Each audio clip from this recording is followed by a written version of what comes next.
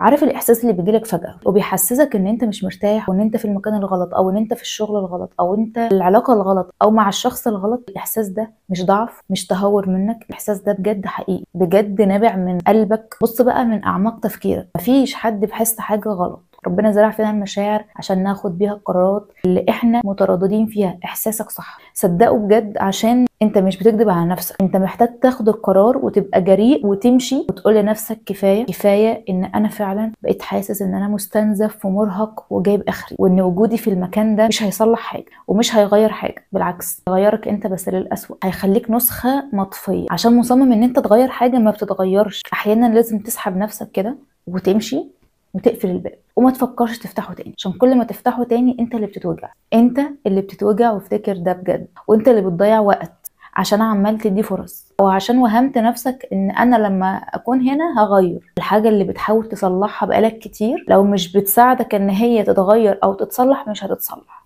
الشغل اللي واخد منك وقت ومجهود وفي الاخر جاي على صحتك مش هيتغير. انت في الاخر اللي بتختار المكان اللي بيريحك وبتروح له. وافتكر كمان انك لو في المكان الصح مش هتعيط، مش هتخاف، مش هتتوجع، مش هتحس بالوحدة، مش هتحس بكل المشاعر دي. وحاجة اخيرة برضو، مش كل الناس مفروض نكمل معاها عشان العشرة والذكريات، لان هم نفس الناس اللي وجعوك وكسروك وخذلوك. فليه اكمل عشان شوية ذكريات ما بقتش موجودة اصلا؟ في حاجات بنتعلمها بس بنتألم منها قوي، والألم مش بيستمر، بيمشي، بيوجعنا شوية عشان يعلمنا وبعد كده يختفي. مفيش حاجة بتدوم، لكن أحيانا مضطر إنك تمشي بجد وما تفكرش كتير إنك تكون في مكان ما بيحاولش معاك زي ما أنت بتحاول.